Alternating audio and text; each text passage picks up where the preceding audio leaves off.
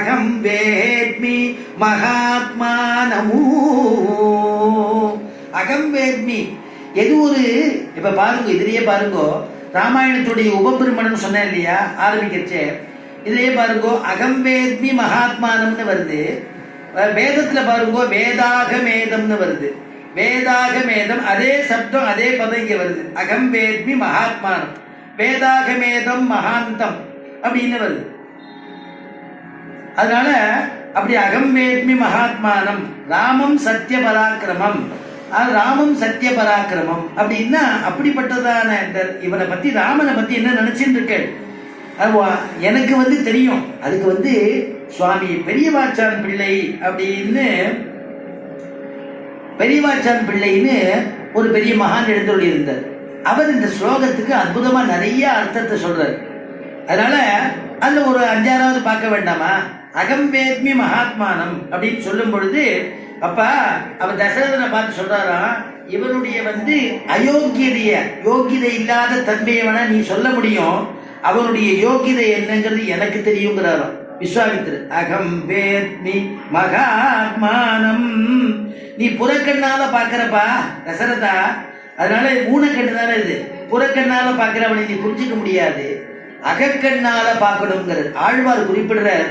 நெஞ்சென்னும் உட்கண்ணால் காணும் உணர்ந்துங்கிறது. 100 கண்ணு இருக்குங்கிறது, ஹிருதயத்துல ஒரு கண்ணு இருக்குங்கிறது, அந்த கண்ணால பார்க்கணுங்கிறது.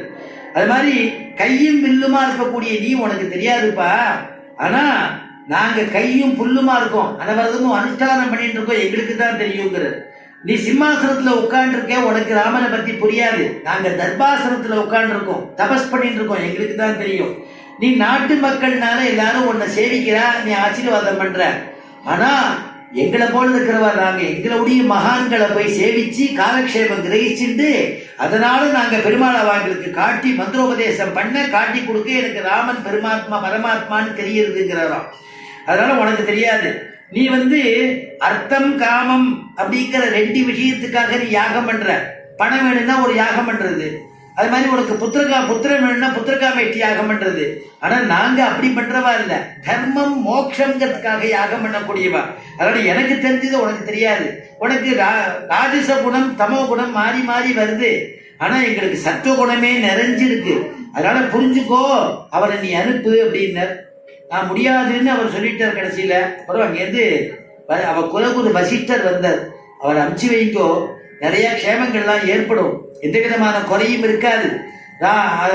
மகான்கள்லாம் நல்லது சொல்ல மாட்டா, சுபத்தை ஏற்படுத்த சொல்ல மாட்டா, சுபசி சீக்கிரம் ஏதோ ஒரு காரணமா கூப்பிடுறார், அனுப்பிச்சு வைங்கோன்னார். உடனே ஆச்சாரியன் வார்த்தையை உல்லங்கனம் பண்ணாம அதை மறுக்காதபடிக்கு உடனே ராமா நீ போயிட்டு வா அப்படின்னாரு. ராமான்னு உடனே